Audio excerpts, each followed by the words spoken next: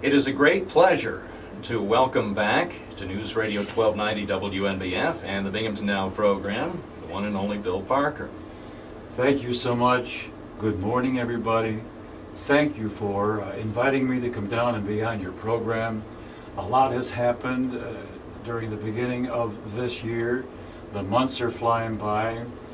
Time is flying by. And I was introduced to the New York City Broadcasting Association's announcement that I was going to be inducted into the Hall of Fame, and I fainted. I just got very excited. It's never happened in this southern tier area to have a representative in the Hall of Fame. And I got the announcement from the New York City committee, and they sent me through all the paperwork. Then they sent through a team of recording, interview people. In fact, they showed up just last week up at Channel 12 up in a week ago, Carpathian Hill in Johnson City. Yep. And we met up there, and we did a lot of recording. We did a lot of interviews and put pictures together and thoughts together and interviews for about an hour and a half. The young lady was very nice. The photographer was a real professional. I believe they were a private contractor working for the committee. But nonetheless, after that we went to lunch. After lunch we came up to my home. Oh, you told me. They actually wanted to... So I had to clean the kitchen. There you go. And take all the trash out.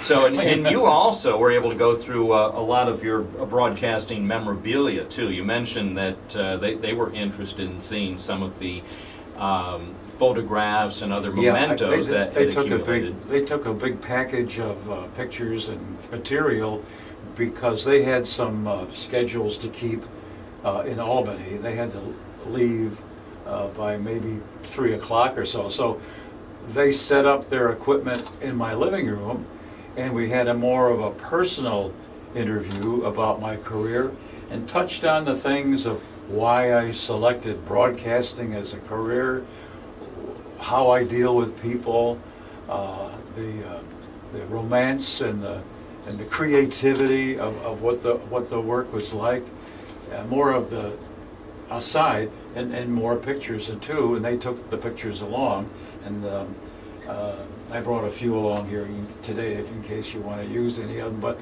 I guess... Well, and for our listeners, we are making a video recording of our conversation today, and soon we will have a link available on our website, WNBF.com, so people who would like to listen to the conversation in full, or for those who may learn about it in the future and can't hear it live, will be able to check it out.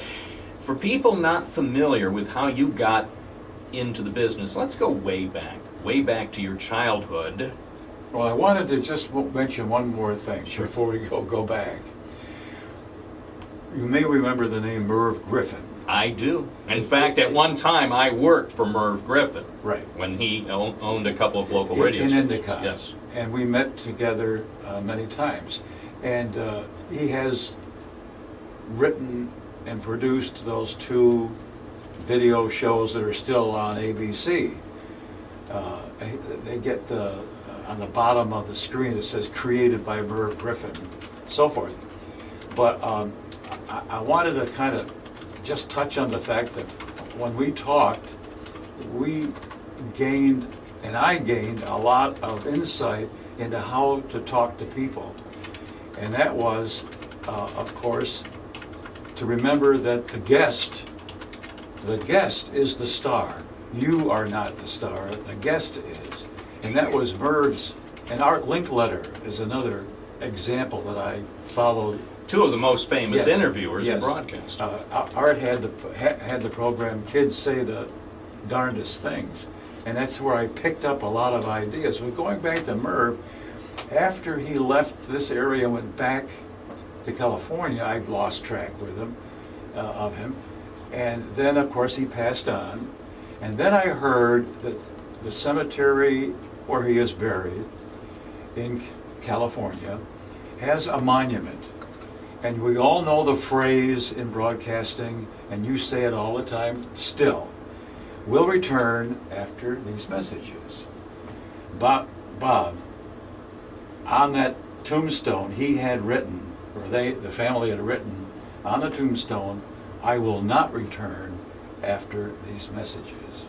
And that thing always kind of gave me a spark. You Well, know? it's so appropriate. Yeah. And you're right, Murph Griffin and Art Linkletter, Yeah. some of the most famous people who learned to interact with guests of all ages, especially Art Linkletter with children, and in a live setting, you never knew exactly what the kids would utter. You learned that on live TV, yeah. and we'll talk a bit more about that. I but can't mention. Let me a talk. few of the things. Well, and that's before they had delays, where you could push this button here, this no little red delays. button. It went out over the air instantaneously. So talk about your early years in upstate New York. When you were growing up, Yeah. first of all, what did your parents do? Well, of course, my mom was a at-home lady. My dad, of course, I grew up in the Depression days. And not that far from here. I mean, In Canastota, Yes. which is up near Oneida Lake area. And as I say, I grew up in the Depression days, so my dad, I think, was working 3 jobs at the time.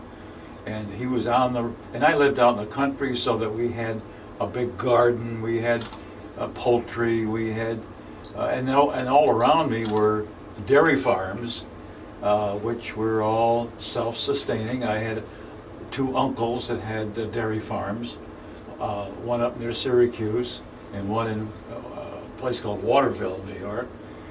He also, that one in Waterville, had a hop farm, a large tract of land devoted to growing hops for beer.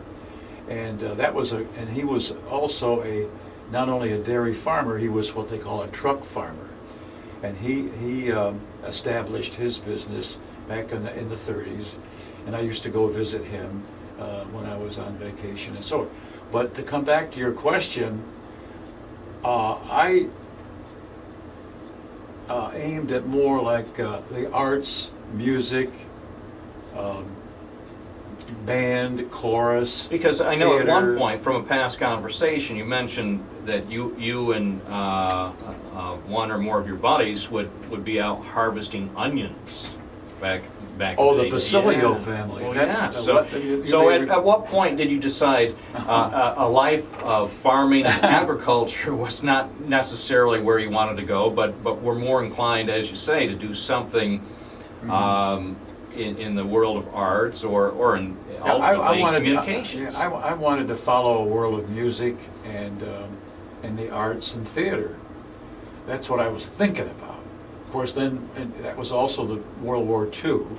And right after graduation, I went right in, well, not quite, I was 17, but then I waited 6 months, turned 18, went into active duty, and it was at more or less the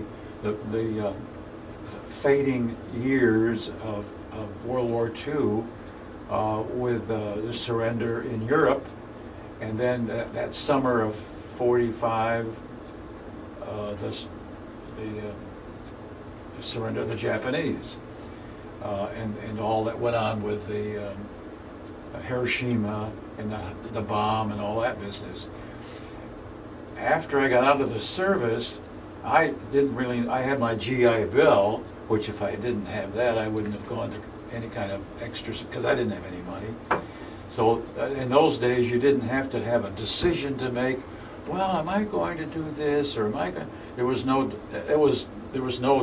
your decisions were made for you. You can't afford it, I can't go, that's it.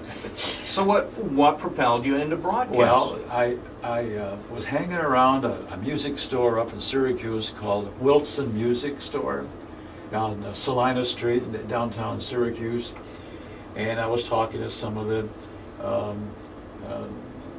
associates of the store, and the topic came up about broadcasting for some reason, and the individual said there's a gentleman upstairs on the 2nd floor that teaches voice, and his wife teaches piano and singing and so forth.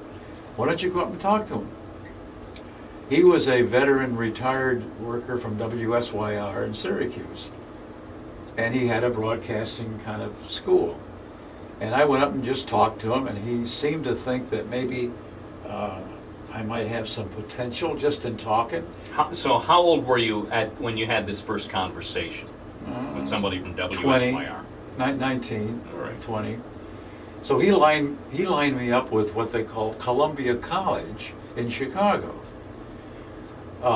which was a radio school, because this is before television.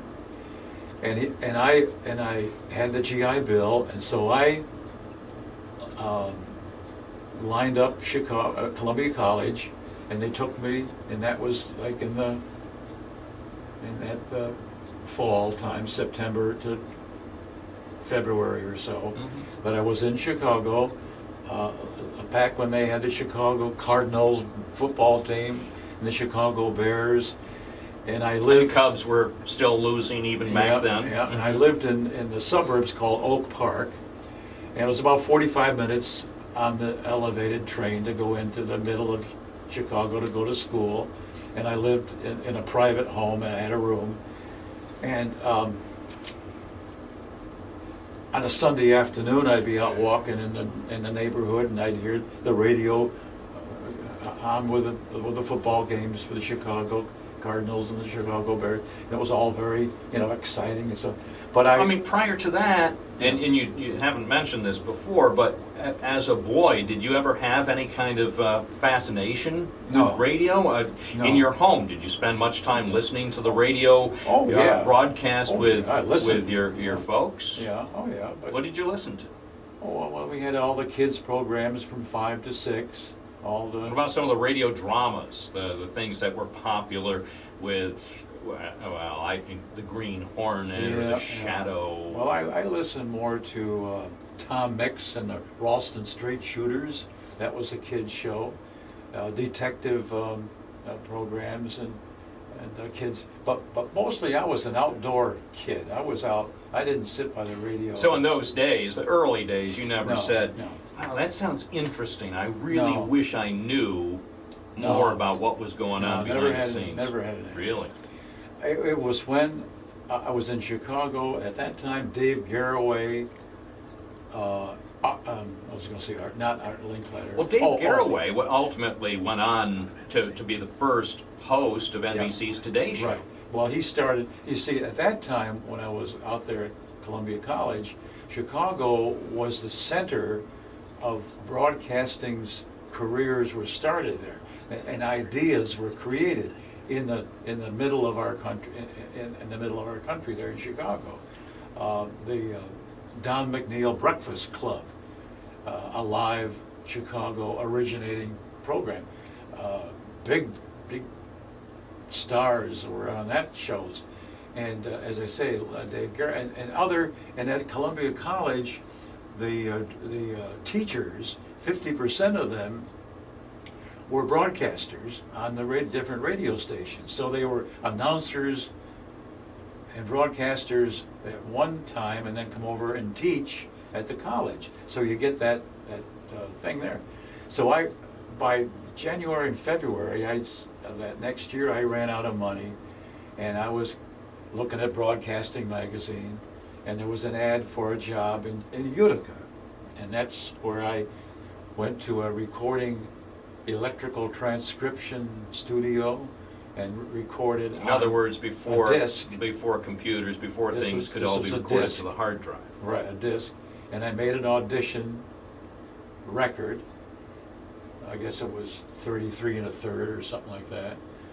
Sent it to Utica, to the station, and they hired me, and I packed up my duds and went to Utica. What was your first station in Utica? That was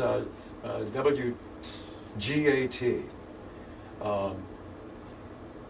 That summer, I did interviews, I did music shows, learned about how to handle yourself on the air, and it was in the fall of 47 or 48 that a gentleman named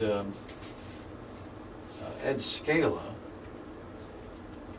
approached me, and he said, I'm from, my home is in Utica, my family, but I'm the program director at the WNBF in Binghamton, and we're getting ready to go on television, and we need people on our staff, and we'd like to have you consider coming down to audition to join us. So I said, yeah, okay. So I went on a bus. I didn't have any car or train. I went on. What did you know about TV at that point? Nothing. It was all. No, few people did. I mean, as you say, in there was 1948. There's no book written on it. I mean, there was no paperwork. There was no anything to learn anything from. You just learn. Well, I'm jumping ahead of myself. I'll come back. I took the audio audition. He gave it. He said, "Come on down." I went back, and I have to share with you here. There was a radio station up the street, WRUN, and there was a young fellow Also there. in Utica. In Utica. A young guy working in there that he was working this summer there too, from Syracuse. He had just graduated from the, the Newhouse School of Broadcasting, and he was working for his uncle, who was the manager. And I said to him, well, I'm going to pack up and be. We had palled around,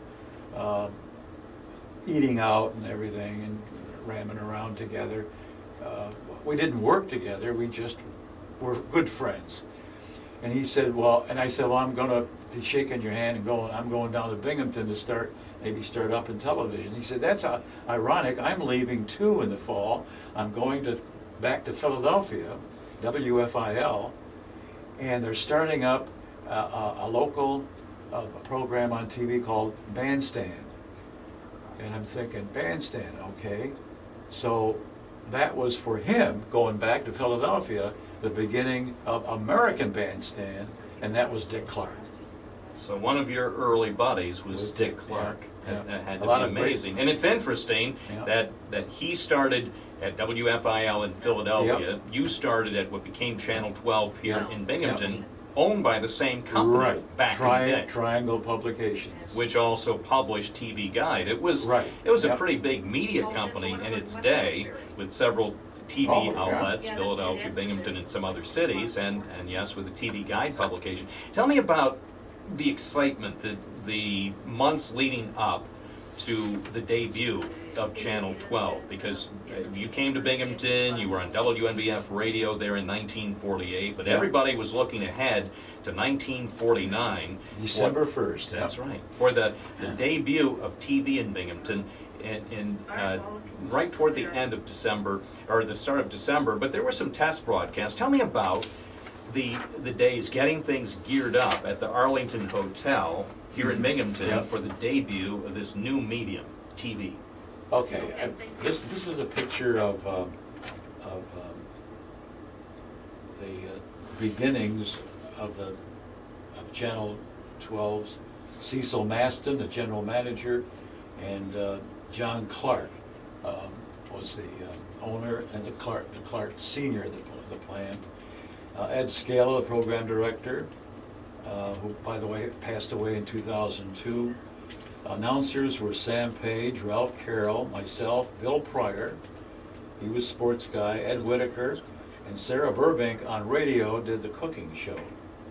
We were at the Arlington Hotel, and there was a young man named Gino Riccadelli, who came in from New York City, and he took over in unpacking the cartons that came in that contained tripods, cameras, lighting material, equipment, and he put and consoles and all things that all nobody in things Binghamton had ever seen before. And tell me a little bit about the equipment. For example, the cameras. We've got cameras here in our radio studio to document this, so we can post this later. These are tiny, compact cameras. Yeah. Oh, these are huge. Back in the day, Heavy yeah, cameras. and they had to go on a huge huge stand. I mean, Yep. and they could not be just easily moved around. They had to be lugged around probably by somebody pretty big to be able Well, to move them it's into interesting you into said space. that, because there's a story that involves a gentleman named Phil Jackson. That name may ring a bell because he later went on with WSKG, and he was a cameraman for me in those early days, when you talk about cameras. And we in those early days of we used to do the telethon, like the cancer telethons. And the example I'm thinking of, that you could roll those cameras sideways or forward or back, you know, and move. They were heavy, but you could move them. But he was a cameraman that was in a hurry to move them fast and get better shots, and doggone if he didn't tip the thing over. The whole thing went on, and it was a concrete floor. And what did that sound like? Crash, the tripod, the camera, and these are big cameras. And we thought, thousands of dollars are gone. Well, the engineering department came out, picked up the camera. There wasn't even a dent in it. The tripod was not even in, nothing. They just stuck it together again and went right on. It was so heavy, so made so well that it didn't even dent it. Things were built to last forever. Tell me about finally signing on Channel 12 there in December of 1948. What was that like to have the official sign-on of Channel 12, WNBF TV? This is the official document that shows the sign-on of WNBF TV Channel 12. This is what was read to sign it on the air. And it says, this is WNBF TV Channel 12 Binghamton, on the air nightly, Sunday through Friday. Here's a lineup of features you will see on WNBF TV tonight. Immediately following this preview, you will see films of yesterday's raging fire at Lewis and Chenango Streets in Binghamton, plus films of two other big fires in Binghamton's history. This WNBF TV cameraman filmed yesterday's fire, and pictures of past fires that you will see tonight were made available to us through the courtesy of Mr. Dick Phillips of Binghamton. The narration for this feature was written and will be given by Tom Cawley of the Binghamton Press. Again, at 6:45, the Dumont Television Network will show Manhattan Spotlight. At 7, you will enjoy another visit with Kukla, Fran, and Ollie. The gripping feature story Hands of Murder come your way at 7:30. A quiz show featuring the story Hands of Murder comes your way at 7:30. A quiz show entitled Who Said That will be seen at 8 o'clock, and a suspense mystery, The Clock, will be seen at 8 o'clock. WNBF TV signs off at 9 o'clock. So it wasn't a very long schedule. No, very short. At what point did you wind up doing a kids show? When did you first wind up on live TV with a group of live kids in the studio? Well, the very first was with a young lady who was an art teacher at one of the Binghamton schools, and she came on board to join me and to copy. We copied Kukla, Fran, and Ollie. She was out front of the screen doing the topic of whatever she selected as a subject for that program. It was a 15-minute program. And I did the Kukla and Ollie puppets behind what they called the scrim, and the voices and the conversation back and forth and the humors of like Kukla and Ollie. And we did that. There were no kids on the show. Well, at what point were kids introduced into the element? Because to me, that seems like TV without a net. When you bring in kids. Right after that, in the early years of the 50s, 1951, is when we introduced the TV Ranch Club, because ranching and cowboys were the big feature of that decade. We had what they call the Jim Eskew Ranch in Sayre, Pennsylvania. It was called a dude ranch, and I want to pronounce that correctly. A dude ranch where people would sign up to go there for the weekend, or maybe go there for a week vacation, and they had horseback riding, they had all kinds of offerings of outdoor Western gear and Western atmosphere. They had rodeos. That's where I got to meet Gene Autry and Roy Rogers and Hopalong Cassidy, because they all came here from all around the country to be there at that ranch. And so I got to meet them. I had them, and so the younger people in this area were all horseback riding club members, the young people. So is that how the kids wound up on TV? They were members of the club initially? That, plus they could be Girl Scouts, Boy Scouts, any organization we welcomed. Well, see, that's was just my good luck that I wound up being able to come onto your program because my sister was a Brownie. Her Brownie troupe was invited on. I was the only boy allowed on the Officer Bill show that day, and that was my first exposure to the world of broadcasting. And well, remember now, this is live. This ranch club in uniform, in the uniform I had. That was all live. Did anything bad ever happen with the kids? Well, let me say first of all, something that happened that's always stuck in my mind is that we had all these new products. We had Seal Test ice cream, Crowley's milk, Spalding bakeries, and a new, what is it, the cream? Oh, it's like Ready Whip or Ready something. Whip. Yeah. It was a new product, and they wanted me to introduce the new product by making a little salad and then garnishing it with the Ready Whip on top. Now this is live, okay?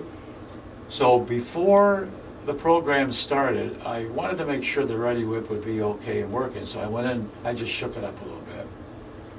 And unbeknownst to me, my director came out and wanted to make sure it worked okay, and he shook it up.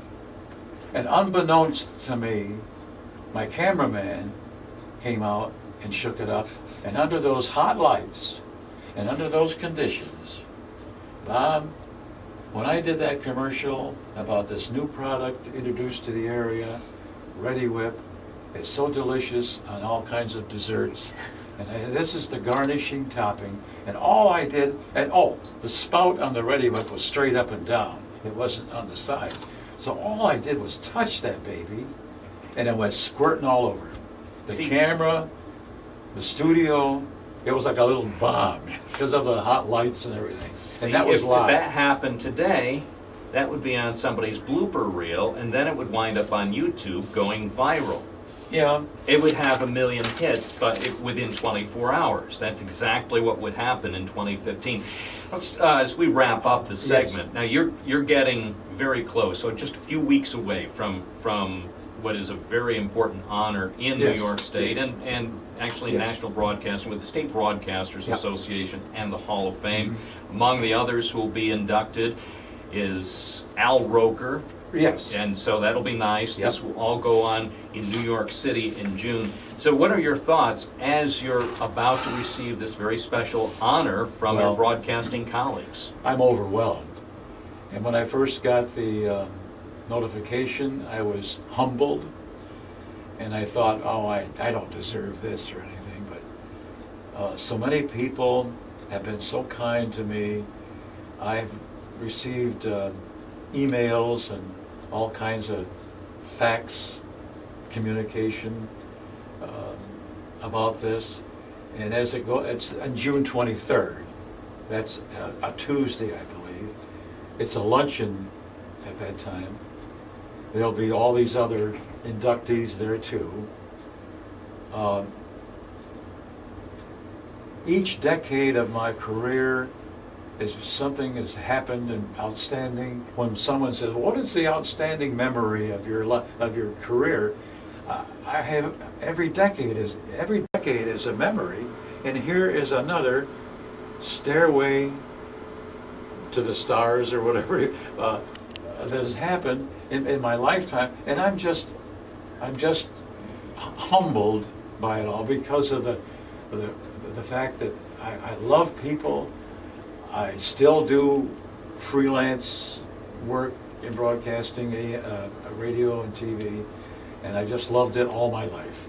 Well, Bill, I am thrilled for you. Yeah. I am so happy to have had the years working with you. And we just touched on it. I know, barely scratched the surface, but I really appreciate your time today.